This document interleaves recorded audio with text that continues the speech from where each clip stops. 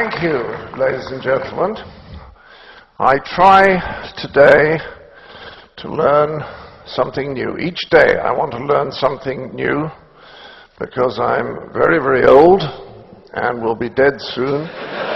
So I want to be as well informed as I can possibly be when I die. And listening to the Flemish language today, I realize why it is called Flemish. And that is because it is the best language ever invented anywhere in the world for disposing of phlegm.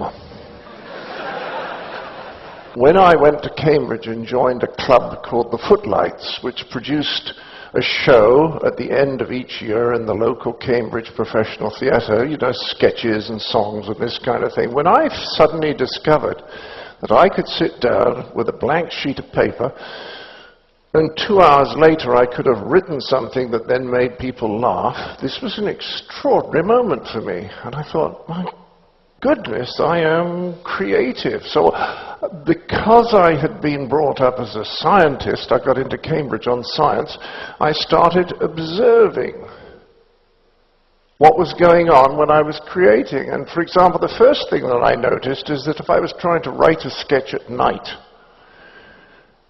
and I got stuck, or I couldn't think of an ending, or I couldn't see how to continue the sketch, I would go to bed. And when I woke up in the morning and made myself a cup of coffee and went back to my desk and looked at the problem, not only was the solution to this problem immediately apparent to me, but I couldn't even remember what the problem had been the previous night. I couldn't understand why I did not see what the solution was. So I began to realize that this business of sleeping on a problem, as we say in the English language, and I think you have a very similar phrase, the idea of working at something, thinking about something, going to bed, and then waking up with the solution, was absolutely extraordinary. And that is actually the key to what I'm talking to you about today. Now, this business of coming to a solution overnight without thinking about it. The next extraordinary experience I had is I wrote a script, and I like this script very, very much. And because I've always been a bit disorganized, I lost it. And I couldn't find it anywhere. And I was pretty disappointed, but I sat down and I forced myself to rewrite it from memory. And it didn't take terribly long, and then I found the original. And fortunately, I was curious enough to compare the two. And what I discovered was the one that I had rewritten from memory was noticeably better than the original that I'd lost. And I realized that the explanation for this was that after I'd finished writing the original, my unconscious part of my mind, my unconscious, must have continued working on it, even though I was not aware that that was what was happening, with the result that when I came to write it out again, it was better. Because why else would it have been better? Particularly as I wrote it out the second time much faster. So I began to see that there was something going on, that there was a part of my mind that was helping me be much more creative. And the next thing that I noticed was that the most dangerous thing when I was trying to write anything was to be interrupted. Because the flow of thought that I had was not immediately picked up after the interruption. It took me a very long time.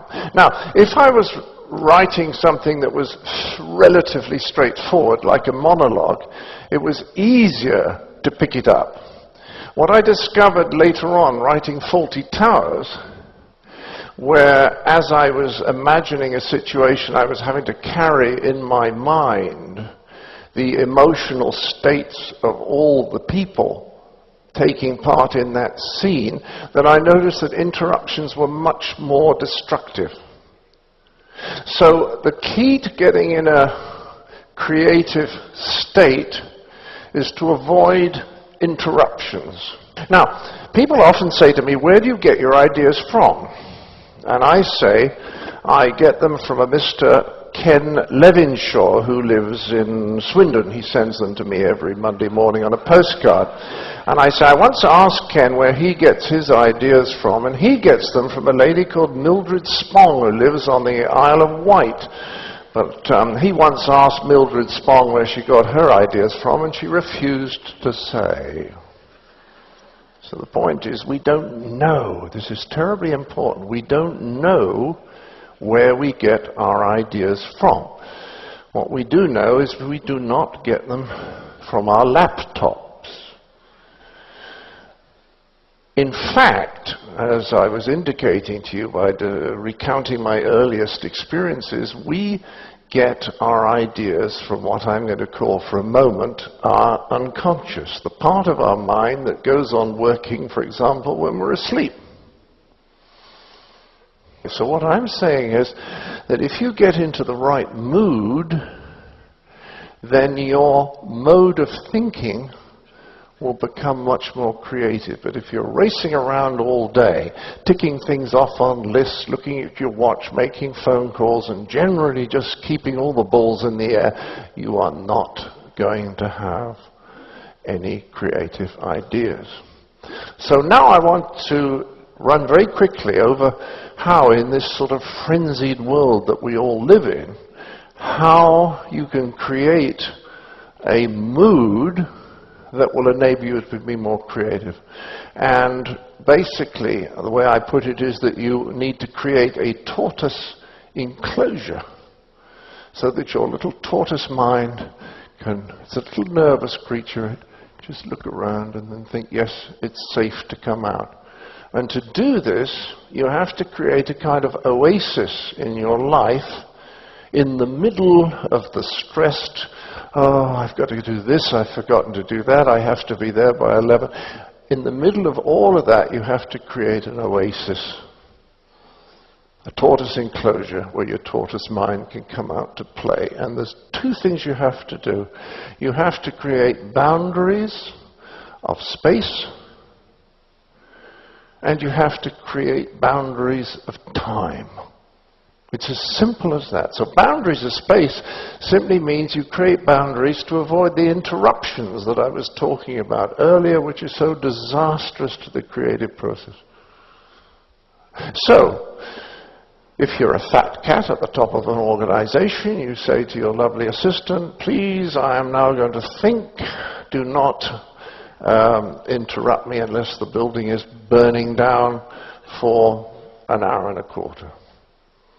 And if you're at the bottom of the hierarchy, maybe you just go out into the park with an umbrella if you're in Belgium, and you just sit there quietly where you are not going to be interrupted, but you create boundaries of space. So what you have to do when you've created boundaries of space where you're not going to be interrupted is you have to give yourself a starting time and a finish time. Because when you do that, you've created an oasis that is separate from ordinary life, and then, and only then, can you play.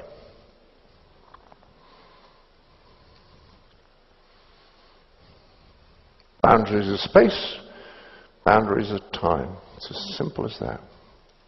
To know how good you are at something requires the same skills as it does to be good at that thing. Which means if you're absolutely hopeless at something, you lack exactly the skills that you need to know that you're absolutely hopeless at it. And this is a profound discovery. That most people who have absolutely no idea what they're doing have absolutely no idea that they have no idea what they're doing. It explains a great deal of life. It explains particularly Hollywood. But it also explains why so many people in charge of so many organizations have no idea what they're doing. They have a terrible blind spot. And the problem with the teachers may be that the teachers do not realize that they themselves are not very creative.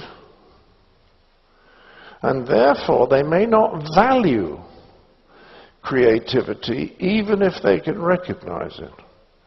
If the people in charge are very egotistical, then they want to take credit for everything that happens, and they want to feel that they are in control of everything that happens, and that means consciously or unconsciously they will discourage creativity in other people.